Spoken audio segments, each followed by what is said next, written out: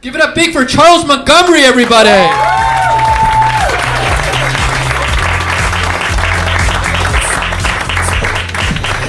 Oh, the comedians are busting out their best Saturday night hoodies for you guys. That's what we think. Where do I even put this thing? Guys, I'm only doing 5 minutes for you tonight because he did not calibrate these tanning lights for my pasty white skin. They are set to Arabic, I think you said, yeah?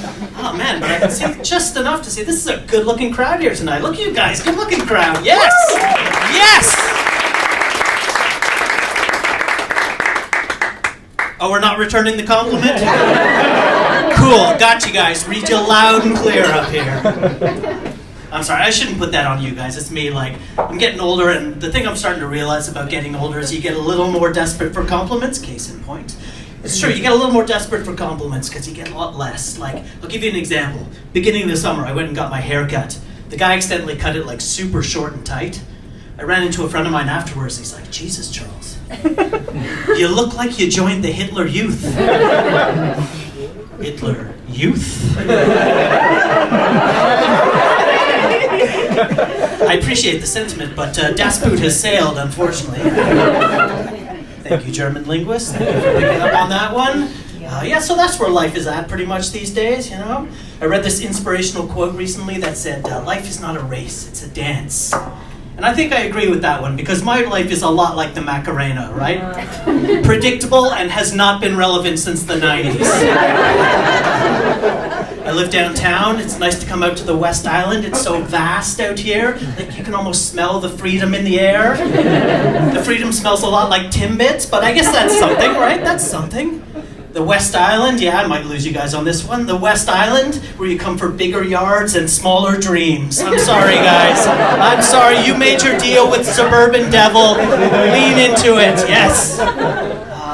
There's always trade-offs. I live downtown in a small apartment that I pay too much for with 6 roommates who may or may not be mice. So there's always a balancing act. Did that one cheer you up about the West Island a bit more? Probably not as happy as you got when you found out there's more parking at the pickleball court, right?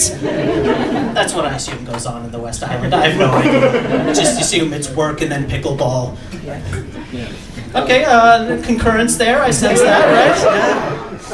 What's going on? I went on a first date recently. But fuck it, let's get more specific. I went on a first date on November 23rd. That was fun. First date, November 23rd, just a couple weeks ago. First thing the woman says to me on this first date on November 23rd, Charles, you better not be bringing any baggage to this relationship. Oh, I see. So you're telling me you want to date a robot, maybe, yeah. Like, I feel like, let's learn here. Let's learn a little. I feel like if you've had any amount of serious relationships in your life, you're going to carry some stuff, right? Like, her saying to me, I don't want baggage in the relationship, that's like as if she were to say, like, hey, Charles, you know how you've been alive for the last few decades? Experiencing the highs and lows of life? Yeah, check that shit at the door. I'm after a real clean slate of a man. Like a hunky Forrest Gump type or something, you know? I don't know what love is, so you can just tell me? I improv that. It went very badly. No more Forrest Gump impressions. I've lived and I've learned tonight. All right.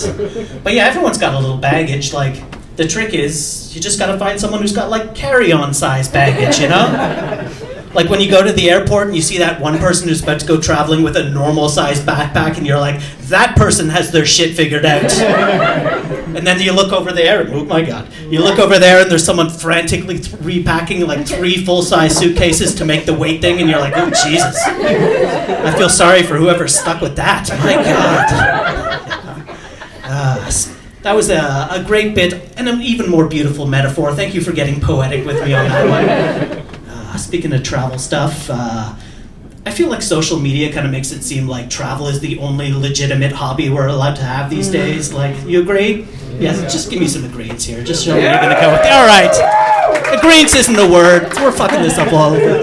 But yeah, like, feels like it's the only hobby we're allowed to have. Like, what about some good old-fashioned hobbies like crocheting or bondage or something? I don't know, you know? And people are counting countries all the time like it's an achievement or something. Like, I've got a friend who's a digital nomad. She just came back from a big trip. She's like, Charles, I've been to 29 countries now. And I guess that's kind of impressive, but You know what would be way more impressive? Someone who's been to one country 29 times. Because you know there's a different kind of travel story there, right? Like, how many times does your friend have to go to Thailand before you're like, I don't think you're going for the temples, buddy. Air miles will not bail you out of Bangkok prison. I learned that the hard way. Guys, that's my time. I can feel the sunburn coming on. Thank you very much.